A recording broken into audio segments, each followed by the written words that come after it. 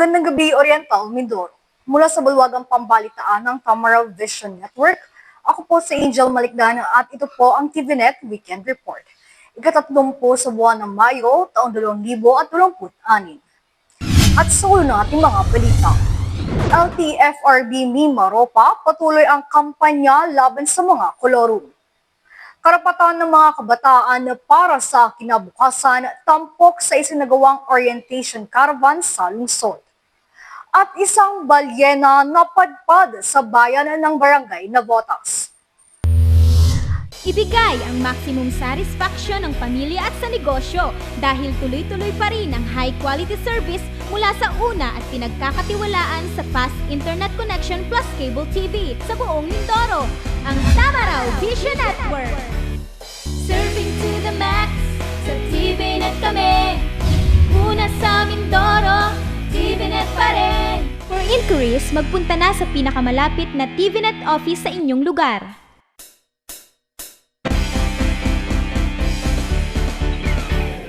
Sa detalye ng ating mga balita, naging matagumpay ang pagtitipon ng iba't ibang leader estudyante, kinatawan ng pamahalaan at mga akademikong opisyal sa ginanap na programang may karapatan ang kabataan sa kanilang kinabukasan na isinagawa ng COMELEC at Commission on Human Rights nitong Mayo 26 sa Mindoro State University, Calapan City Campus. Naging matagumpay ang pagtitipon ng iba't ibang leader estudyante, kinatawan ng pamahalaan at mga akademikong opisyal sa ginanap na programang may karapatan ng kabataan sa kanilang kinabukasan na isinagawa ng COMELEC at Commission on Human Rights nitong Mayo 26 sa Mindoro State University, Calapan City Campus. Dinaluhan ng orientation caravan ng mga delegasyon mula sa iba't ibang samahan kabilang ang OMPYL o Oriental Mindoro Parliament of Young Leaders, City Youth Development Council, City College of Calapan Student Parliament, Grupong Anak ng Teatro, Alagad Advocates, 4-H Club at iba pa. Formal na binuksan ang aktibidad sa pamamagitan ng welcome remarks mula kay Attorney Brenda E. Canapi, ang OAC Regional Director ng Commission on Human Rights Region 4B, na sinundan ng solidarity message mula kay Dr. Enya Marie D. Apostol, ang Pangulo ng Mindoro State University. Samantala, nagpaabot ng opisyal na pahayag si CHR Commissioner Justice Monina Arevalo Zenarosa ukol sa kahalagahan ng youth suffrage. Magandang araw sa inyong lahat. Bilang mga kabataan, kayo ang tagapagtaguyod ng kinabukasan. You are the builders of our nation's future. Taglay ninyo ang kalayaang mag-isip, magsalita, at kumilos upang magdala ng tunay na pagbabago sa ating lipunan. You have the capacity, the power to bring real and lasting change to our society. Gaya ng sabi ni Gato Rizal, ang kabataan ang pag-asa ng bayan. Nais ko lang ipaalala sa inyo na mahalaga ang paggalang sa Diyos, sa mga magulang at nakatatanda, at ang pagtulong sa komunidad at sa kapwa. Kaya naman, ang iyong pakikilahok sa halalan ay higit pa sa karapatan. Ito ay isang tungkulin para sa kapakanan ng lipunan. Your participation in the elections is more than just an exercise of a right. It is a civic duty tied to your respect for God, for your parents and elders, and your commitment to help others. According to the Commission on Elections, the COMELEC, the youth vote helped achieve a record high of 81.65% voter turnout in the midterm elections, showing that your voice truly has the power to shape our nation's future. Kaya sa darating na halalan, makilahok at makialam, sapagkat ang mabuting pamumuno ay nagsisimula sa matalino, tapat at may dignidad na pagboto. A good leadership begins with wise, honest, and dignified voting. Kaya kilalanin at suriin ninyo ang mga kandidato at piliin ang may talino, malasakit at tunay na hangaring maglingkod. Nasa inyong mga kamay ang kinabukasan ng bayan. Bumoto kayo ng may dangal, integridad at paninindigan. The future of our nation lies in your hands. So, vote with honor, integrity, and conviction. Mabuhay kayong mga kabataan. Gayun din, isang solidarity message ang inihayag ng National Youth Commission Chairperson na si Joseph Francisco Ortega.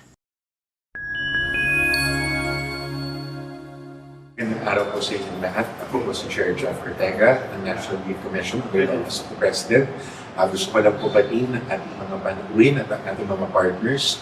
Ang co-chairs ko po, si Chairman George Garcia ng COMELEC, Attorney Richard Palpalato, siyempre sa CHR.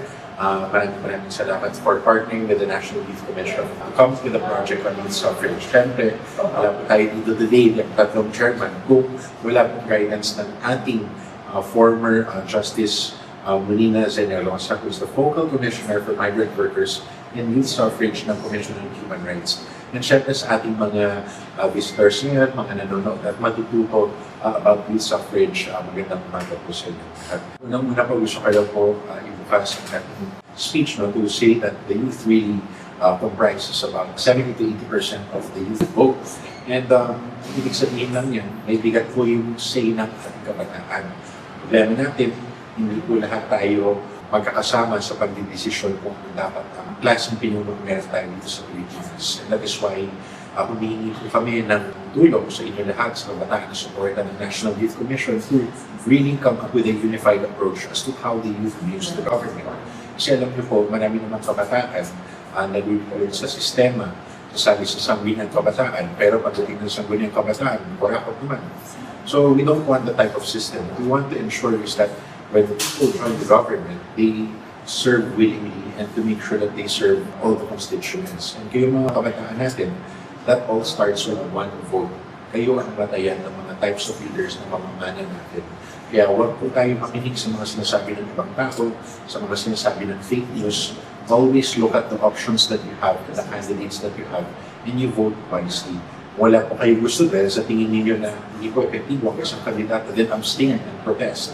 But at the end of the day, ang importante is mag-register lahat kayo. Kasi kung gusto niyo maging aktivista sa ating gobyerno, hindi mo yan makakuha sa armed conflict, hindi mo rin makakuha sa pagsisisigaw. Kuha mo yan by learning the ropes, learning to read, finishing your school, and applying for a job in government and public service so that you know how things work here. And that way, move within the system and change the system internally. And kaya napaka-importante na nandito po kami bumibisita sa inyong mga rehiyon, sa inyong mga eskwelahan, dahil gusto po namin malaman ninyo na kayo ang may kapangyarihan na makapag-iba ng sitwasyon dito sa bansa. Hindi politiko, hindi kung sino mang bossy, hindi kayo. Kaya dapat mag-register kayo sa upcoming DSA elections as well as sa 2028 because you're all we've got. And that being said, if you want to really be the change that you wish to see in the world, you gotta do it and you gotta take that jump. And that being said, sinasabi ko po na yung bagay, keep the faith and the love. Keep the faith in the Lord na hindi kayo bibigyan ng challenge na hindi makakayan, especially na sobrang dami ng problema natin sa Pilipinas. Pangalawa, keep the love for everybody, especially those suffering from mental health. Because mayaman or mahirap, walang pinipili ang mental health. And of course, don't forget to love yourself and take care of yourself because hindi na maalagaan mo sa sarili ninyo, may hirapan kayo mag-alagaan ng ibang tao. And of course, last, being na member tayo ng kabataan, huwag kayo mawawalan ng pag-asa. Keep the hope. And despite of all these things, napaka-hopeless ng hirap mahal ng Pilipinas, meron pa rin paraan para umangat ng ating bansa. Kaya huwag kayo mawawalan ng pag-asa. Kaya mag-register kayo at bumoto kayo this coming 2026 BSKE as well as sa 2020 elections. Again, ako po si Chair Jeff Ortega, under the Office of the President, National Youth Commission. Nagbibigay po ng suporta sa inyong lahat. The National Youth Commission will leave no youth behind. Maraming salamat po para sa kabataan. Sa kabuuan, naging matagumpay ang programang Caravan at nagkaroon din ng masiglang interaksyon sa ginanap na Open Forum kung saan naglahad ng mga katanungan ng ilang leader kabataan ukol sa estado ng kani-kanilang komunidad at kabuuang lipunan. Layunin ng nasabing programa na paigtingin ang civil awareness, electoral processes at itaguyod ang karapatang pantao upang ihanda ang sining ng pamumuno sa hanay ng mga kabataan para sa kanilang kinabukasan. Sa Samantala, matagumpay na naisakatuparan ng isang livelihood training skills para sa paggawa ng salabat powder para sa 10 beneficiaries mula sa Barangay Calero sa ilalim ng programa ng Dole Tupad Com Production at sa pamamahala ng Calapan City Peso. Matagumpay na naisakatuparan ng isang livelihood training skills para sa paggawa ng salabat powder para sa 10 beneficiaries mula sa Calero sa ilalim ng programa ng Dole Tupad Com Production sa ilalim din ng pamamahala ng Calapan City Peso. Katuwang sa nasabing gawain ang PARI Social Action Center staff bilang naging tagapagpadaloy at tagapagturo ng paggawa ng produkto sa nabanggit na pagsasanay. Layunin ng programa na matuklasan, malinang at mapalakas ang kanilang mga natatagong kakayahan upang maging daan sa pagkakaroon ng dagdag kabuhayan. Sa pamamagitan ng pagsasanay na ito, nabigyan ng bawat kalahok ng mahalagang kaalaman at praktikal na kasanayan na maaari nilang magamit sa paglikha ng sariling pagkakitaan. Isang napakahalagang hakbang lalo na sa gitna ng patuloy na hamon na lumalalang krisis sa ekonomiya ng bansa. Lubos naman ang pasasalamat ng mga nakinabang sa dalawang kagawad ng barangay na sina Kagawad Shun Lopez at Kagawad Ivy Macaruyo na sumuporta mula sa simula hanggang sa matapos ang gawain. Samantala, idinaos ng City Disaster Risk Reduction Management Office ang 2 araw na Disaster Risk Reduction Management Youth Team Building at Training para sa mga kabataang miyembro ng 4-H Club ng Calapan City sa isang resort sa lungsod. Idinaos ng City Disaster Risk Reduction Management Office o CDRMO ang 2 araw na Disaster Risk Reduction Management Youth Team Building at Training para sa mga kabataang miyembro ng 4-H Club ng Calapan City sa Everland Resort nitong Mayo 21 to 22, 2026. Naging sentro ng unang araw ang serye ng mga seminar kung saan nakilahok ang ilang organisasyon. Ayon kay CDRMO Officer Dennis Tolentino Escosora, dumalo ang PNP, BFP City Health at iba pa. Sa ikalawang araw ng youth camp, isinalang ang mga kabataang kalahok sa iba't ibang team building obstacles. Dito ay pinamalas ang bayanihan sa pagbuo ng mga makeshift beds, paggapang sa mga lubid, at pagdaan sa isang blindfold obstacle course na sumubok sa tiwala, kooperasyon, at kritikal na pag-iisip sa bawat koponan. Ngayong araw na ito, ito yung 2 araw na ginawa nating gawain para sa mga kabataan para dito sa lungsod ng Calapan. Pagkasunduan na, ang naging participants natin ay mga 4-H, member ng 4-H Club dito sa lungsod ng Calapan. Para turuan, ang lahat ng mga ginawa nila ay may relasyon siyempre sa DRRM, sa Disaster Risk Reduction and Management. So, na-invite din natin dito ang mga kapulisan para pag-discuss ng safety and protection at mga rights ng mga bata. Na-invite din natin ang Bureau of Fire para naman sa pagpuksa ng apoy. Ganun din ang ating City Health para ma-discuss ang sa kasalukuyang isa sa nararanasan ng ating mga kabataan, yung pagkakaroon ng depression at anxiety. Ganun din, naimbitahan din natin si Konsehal Rios Agua at siya naman ay nagbigay ng ang pananalita at pangpataas ng moral sa ating mga kabataan. Sa karagdagang panayam kay Escosora, ang naturang aktibidad ay bunga ng pagpupursigi at suporta ni Mayor Doy Liachon na maisakatuparan na makabuluhang youth camp na siyang kapupulutan ng kaalaman, kahusayan at aral na kapakipakinabang sa lipunan. At sa bahagi ng DRRM, siyempre, yung usual na ginagawa natin dahil patuloy tayo sa pagbibigay ng awareness pagdating kung anong mga gagawin kapag may mga kalamidad. At the same time, tinuruan din natin sila ng basic first aid, pagsagip kapag nalulunod. Ngayon ay puro kasayahan na lang dahil ito yung last day natin. Pero worth it naman yung 2 araw natin na gawain dahil sa mukha namang nag-enjoy at maraming natutunan ng ating mga kabataan pagdating doon sa gawain. Ano po. At syempre ito po ay bunga pa rin ang pagpupursige ng ating butihing mayor, ni Mayor Doy, para maisiguro na ang bawat isa ay magkaroon ng partisipasyon kung darating ang kalamidad dito sa ating lungsod. Magbabalik po ang TVNet Newsline makalipas ng ilang paalala. Bakit ka kasi kumabit? Alam mong di tama yan, di ba? Huwag ka nang gumamit ng pag-aari ng iba. Nakakaperwisyo ka sa mga legal na cable. Lumalabo ang signal nila.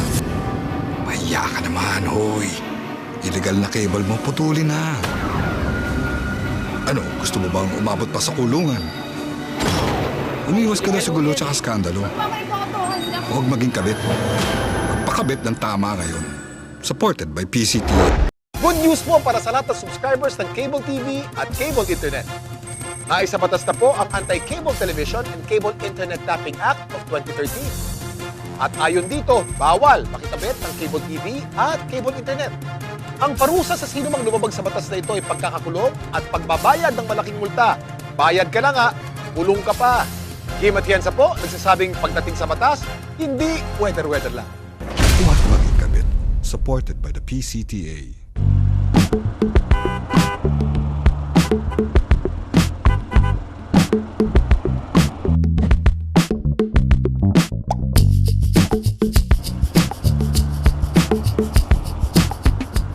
Ibigay ang maximum satisfaction ng pamilya at sa negosyo dahil tuloy-tuloy pa rin ang high-quality service mula sa una at pinagkakatiwalaan sa fast internet connection plus cable TV sa buong Mindoro, ang Tamaraw Vision Network. Serving to the max, sa TVNet kami. Una sa Mindoro, TVNet pa rin. For inquiries, magpunta na sa pinakamalapit na TVNet office sa inyong lugar.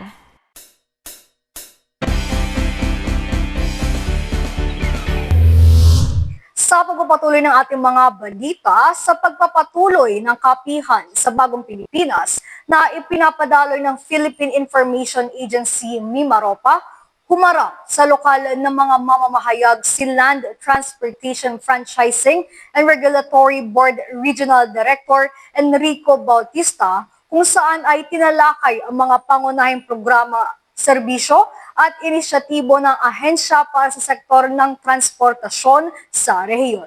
Sa pagpapatuloy ng kapihan sa Bagong Pilipinas sa pinapadaloy ng Philippine Information Agency Mimaropa, umarap sa lokal ng mga mamahayag si Land Transportation Franchising and Regulatory Board Regional Director Enrico Bautista, kung saan itinalakay ang mga pangunahing programa, serbisyo at inisyatibo ng ahensya para sa sektor ng transportasyon sa rehiyon. Binigyan diin ni RD Bautista ang patuloy na pagsisikap ng LTFRB na mapanatili ang ligtas, maayos, epesyente at accessible na pampublikong transportasyon sa buong Mimaropa.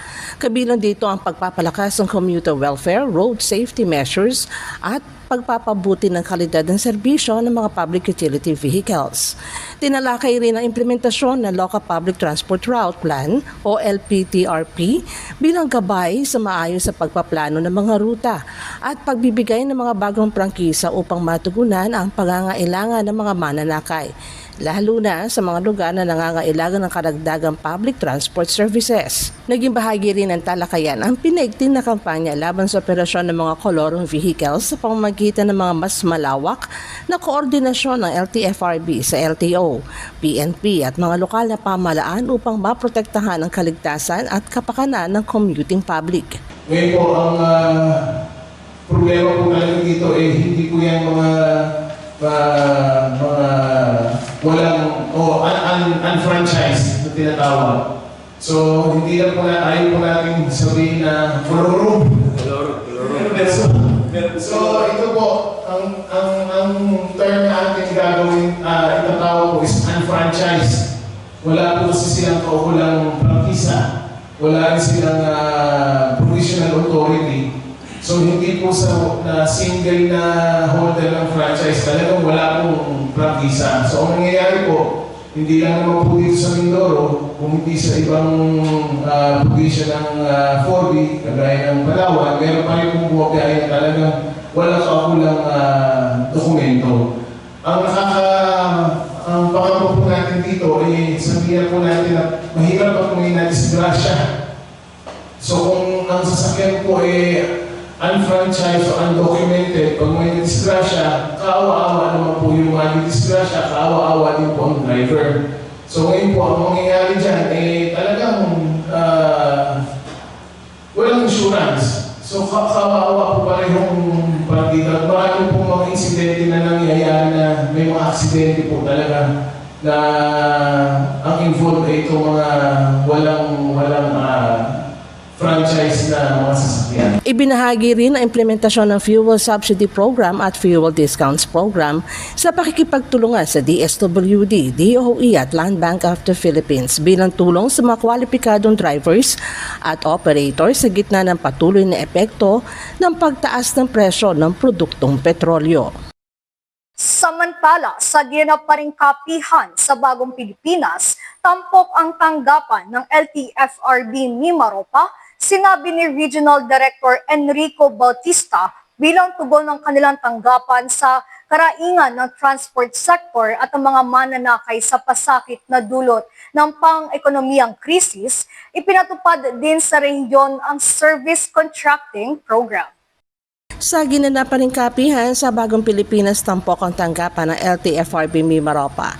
Sinabi ni Regional Director Enrico Bautista bilang tugon ng kanilang tanggapan sa karaingan ng transport sector at mga mananakay sa pasakit na dulot ng pang-ekonomiyang krisis, ipinatupad rin sa rehiyon ang Service Contracting Program. Layunin ng Service Contracting Program na matulungan ang mga tsoper at operator sa gitna ng patuloy na pagtaas ng presyo ng langis habang tinitiyak naman ang tuloy-tuloy na pampublikong transportasyon para sa mga pasahero. Sa ilalim ng programa, binabayaran ng gobyerno ang mga kalahok na public utility vehicle operators batay sa kanilang biyahe o kilometrong tinatakbo. Ayon pa rin kay RD Bautista, nagtapos sa karaang May 26 ang unang yugto ng Service Contracting Program matapos maubos ang nakalaang pondo para dito. Habang isinusulong naman ng Department of Transportation ng karagdagang pondo upang mapalawak pa ang programa sa iba't ibang lugar sa bansa. Umaasa na sabing opisyal na magpapatuloy na sabing programa lalo na't magsisimula na ang pasukan kung saan ay malaking tulong ito para sa mga estudyante. Actually, ito 20% discount sa ating mga mananakay. Tapos kung yung sumakay ay estudyante o senior, ay makakawin pa siya ng additional 20%. So mabigat na, ito nga yung nare-reklamo ng ating mga nasa transport. So sinasabi nila na, naku, ang laki na ng discount. So sa taas ng presyo ng gasolina at saka yung maintenance sa sasakyan, sabi ng iba mga nasa transport sector, parang break-even ba o talagang hindi talaga kumita. Pero ito sa totoo lang, malaking tulong na rin sa ating mga kooperatiba. At the same time, malaking tulong sa mga mananakay. Kasi nga po, di ba, hindi po nagtaas ang pasahe ng mga jeeps at mga pampublikong sasakyan, hindi po talaga pinayagan ang pagtaas ng pamasahe for the general population. Kasi nga po, hindi naman tumasa ang mga sahod ng ating mga kababayan. So pagka tinaasan mo talaga ang presyo ng pamasahe, mabigat. So ito po yung isang programa na napakaganda, ito pong service contracting na nakapagbigay ng discount sa ating mga mananakay. Samantala, isang balyena na tinukoy bilang isang false killer whale ang napadpad sa baybayin ng Barangay Navotas, lungsod ng Calapan. Agad itong nirespondihan ng grupo ng Bantay Dagat, City FMO at ilang konsernadong individual. Makalipas ang halos 3 araw na ibalik sa karagatan ang balyena matapos itong dalhin sa mas malalim na bahagi ng dagat. Subalit kinabukasan ay napaulat na muli itong napadpad naman sa Barangay San Antonio sa bayan ng Nauhan. Narito ang ulat ng unang mapadpad ang nasabing balyena sa Barangay Navotas. Naging mitsa ng pambihirang dagsa at atensyon ang napadpad na marine mammal na tukoy bilang isang false killer whale sa baybayin ng dalampasigan ng Barangay Navotas, Calapan City. Ayon sa paunang ulat, gabi noong May 27 nang unang mamataan ang naturang marine animal ng mga nagpapatrolyang bantay dagat sa dalampasigan ng nasabing barangay. agad namang ipinaalam ang insidente sa Fisheries Management Office o FMO ng lungsod. Agara na rumisponde ang mga bantay dagat katuwang ang City Risk Reduction and Management Department upang lapatan ng maingat na pagsusuri, wastong pangangalaga at aksyon ng nasabing false killer whale. Po kagabi po ng mga bandang alas 9, may mga mangingisda pong nag-report po sa akin na meron daw pong tumagsang banyang marine mammals po. And then pinuntahan ko po and then tinawagan ko po si Sir Clark Bautista sa FMO po. Tapos nung pong pagkatawag, nag-responde po rin siya, pumunta. Then ginawa po namin ay si Sir Clark po yung nagtuon po sa amin para kung ano po yung aming gagawin. Kung paano tamang assessment, sir.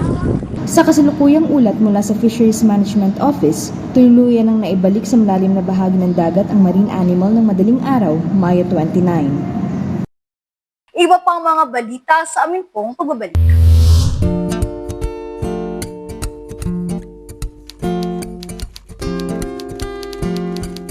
Inday, pakiligpit nga itong mga kinalat ng mga bata. Noon, gusto ko makapag-aral. Pero walang oras dahil full-time ang trabaho ko. Pero ngayon, dahil sa online classes ng Solar Learning at DepEd Alternative Learning System, natupad na ang pangarap kong makapag-aral. Good day, ka-learners! Welcome to another episode. Hindi ko na kailangan pumasok sa eskwelahan. Nakakapag-aral ako sa oras na gusto ko. Anytime! Nagkaroon ako ng second chance sa pag-aaral. At dahil recognized ito ng DepEd, sigurado ako sa diploma. This lesson, You should be able to. you learn about the persons. Sa wakas, matatapos ko na ang high school ko. Ay, salamat din nga pala kay ate. Ina-sponsor niya ako na ma-enroll sa Solar Learning.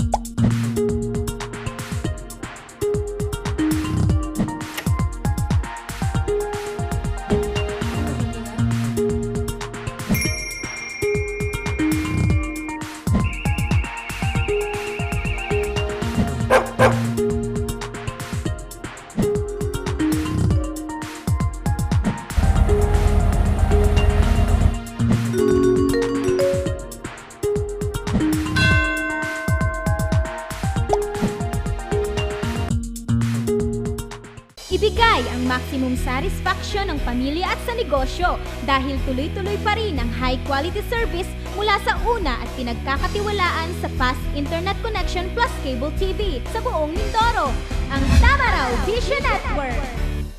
Serving to the max, sa TVNet kami. Una sa Mindoro, TVNet pa rin. For inquiries, magpunta na sa pinakamalapit na TVNet office sa inyong lugar.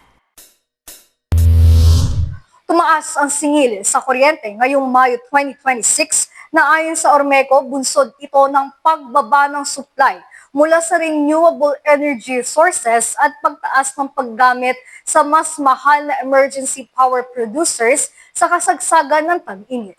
Ang detalye sa ulat na ito. Bahagyang tumaas sa singil sa kuryente ngayong Mayo 2026 bunsod ng pagbaba ng supply mula sa renewable energy sources at pagtaas ng paggamit ng mas mahal na emergency power producers sa kasagsagan ng tag-init. Batay sa datos, bumaba ang produksyon ng renewable energy tulad ng hydropower. Dahil dito, kinakailangan na dagdagan ang paggamit ng mga EPPs upang matugunan ang pangangailangan sa supply ng kuryente. Alos dumoble naman ang enerhiyang nagmula sa EPP EPPs mula sa 2.6 million kilowatt per hour noong Abril hanggang 5.3 million kilowatt per hour ngayong Mayo.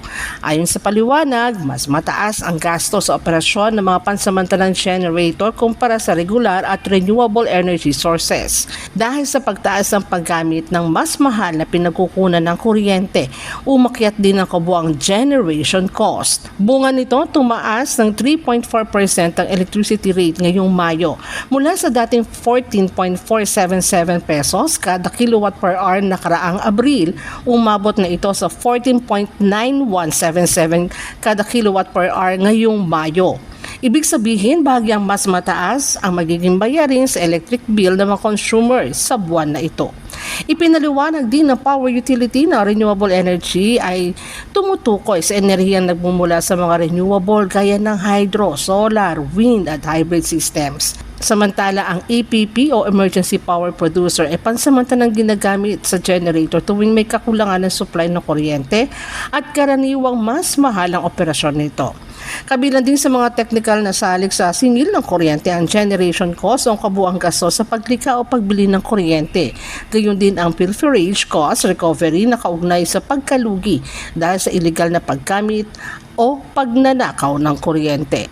Samantala sa ibang balita, mainit at usap-usapan ngayon sa buong bansa ang patungkol sa impeachment laban kay Vice President Sara Duterte. Upang malaman ang lokal na pananaw sa pambansang issue, nagbigay ng opinyon ang ilan sa ating mga kababayan mula sa iba't ibang sektor sa lungsod ng Calapan. Alamin ang saloobin nila sa ating pulso ng masa. Mainit at usap-usapan ngayon sa buong bansa ang patungkol sa impeachment laban kay Vice President Sara Duterte. Upang malaman ang lokal na pananaw sa pambansang issue, nagbigay ng opinyon ng ilang masa mula sa iba't ibang sektor sa lungsod ng Calapan. Para sa ilang sektor, pabor ang mga ito na sumalang sa paglilitis sa pangalawang Pangulo upang magkaroon ng kalinawan ng mga isyong pampolitika sa Pilipinas. Pabor po ba kayo o hindi pabor sa impeachment ni Duterte at bakit po? Pare din naman yan sa mga kapwa natin Pilipino. Kaya ba matigil ang korupsyon? Yes po, pabor po ako. Kasi po, kung karamihan po sa mga Senado po is ayaw po nila, especially po si Sara Duterte, parang may tinatago po siya. Kasi po ang impeachment naman po, hindi naman po sinasabi na ito after nito impeachment is makukulong agad. Ito ang sinabi pong impeachment, parang inaalam mo na po kung ano talaga yung nangyari, kung ano talaga ang ginawa ni Sara Duterte sa ating bansa. Sa kabilang banda, sa opinyon ng ilang mga negosyante at driver ay hindi pabor ang mga ito sa nasabing impeachment. Ayon sa kanila, mas mabuting hintayin na lamang ang susunod na halalan sa taong 2028. Ay, alam mo namang ugali ni Sara eh. Matulungin sana eh. Yung mga kababayan natin naghihirap eh. Kaya hindi ako pabor sa impeachment niya. Magagawan lang nun yung mga kalaban sa politiko. Yung nangyari sa kanya ngayon. Parang kung sa atin, parang tinipersonal na yun. Hindi na pang politiko. Kaya maghintay na lang sila sa 2028 sa election. Huwag na liaganin sa impeachment. Kayo po ba ay pabor o hindi pabor sa impeachment ni Sara Duterte at bakit? Hindi ako pabor dahil wala naman siyang ginagawang masama eh. Mga mali naman yung binabato sa kanya eh. Dahil sa politika, kaya kakaganyan sila. Kayo po ba ay pabor o hindi pabor sa impeachment ni Sara Duterte? At bakit po? Yes po, ako po ay pabor sa impeachment ni Sara Duterte kasi siya ay magandang isang halimbawa sa mga tao, lalo na pagdating sa politiko. For me, hindi kasi ako pabor sa impeachment kay Sara Duterte. Kasi sa daming pwedeng gawin ng ating gobyerno, like tulungan ng mahihirap, bawasan ang 12% na VAT. Bakit yung impeachment ni Sara Duterte yung pinagtutuunan nila ng pansin? Pwede naman yung flood control na ang hinuli lang nila yung mga small fish. Pwede naman yung mga big fish ang kunin nila, di ba? Samantala, sumasalamin din sa naturang survey ang neutral na opinyon ng ilang ordinaryong mamamayan sa ingay ng politika sa bansa. Para sa kanila, mas mahalagang pagtuunan umano ng pansin ng pang-araw-araw na paghahanap buhay kaysa sa mga hidwaan sa pamahalaan. Alam mo, hindi ko masabi kung ako'y pabor o hindi. Kasi ako ay pwedeng impeach siya, pwedeng hindi. Kasi wala naman ako masyadong nalalaman sa mga nangyayari sa gaganap sa gobyerno. Naririnig ko lang sa mga balita na kay siya yung may mga kaparas na, for example, ay yung mga kanya mga hidden wealth na hindi niya inano yung sabihin na hindi niya ano tawag doon? Hindi niya sinabi yung mga yaman niya. Tapos yung kasi daw yung pagbabanta sa mga buhay sa buhay ng pamilya ng Marcos. Pero hindi ko rin naman alam na hindi ko naman narinig yun na siya ay nagbanta. Kasi yung sa bali-balita lamang, naririnig mong ganon. Gawa na kami sa tutulangning ako na mainin sa palengke. Kaya wala na masyado ako naiintindihan baga sa gobyerno kung anong nangyayari. Na ano mo lang, pagka yung manonood sa balita sa gabi, pagdating mo sa bahay, yun, nakisuga yung gano'n na impeach daw. Pero siguro ay pwede rin i-impeach siya. Ganon. Pwedeng hindi, pwedeng i-impeach. Hindi bahala sila. Basta kami sa kapas ako yung pakialam doon. Basta ang aking nalalaman lamang ako maghanap buhay din sa palengke. Yun. Pero yung kamo sa mga ganun, bahala na ang gobyerno. Sila ang mas nakakaalam doon, di ba ga? Mga sinasabi nila mga impeachment, kung tutusin, hindi naman namin binibigyan ng ano yan ng ika nga ng panahon dahil lagi naman tayong ganun. Wala namang pagbabago, the same di po ba? Ngayon, ang amin, bahala na ho sila dahil alam naman ho ng ating mga namumuno o mga pinagagagawa nila kung tama o mali. O. Kaya regarding impeachment po, hindi ko ho masasagot na talagang dahil meron din naman kahit papaano ang ating Vice President na ika nga nagawa rin naman tama. Hindi naman ho lahat mali. Dahil lahat ho ng nandiyan na nakaupo. Hindi ko masasabi na talagang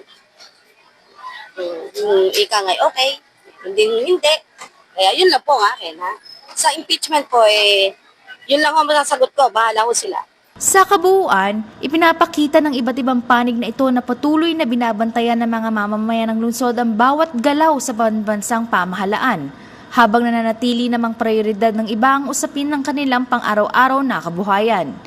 Ang mga pahayag na ito ay patunay lamang na malawak ang diskurso at pagsubaybay ng lokal na komunidad sa mga pambansang krisis na kinakaharap ngayon ng ating bansa.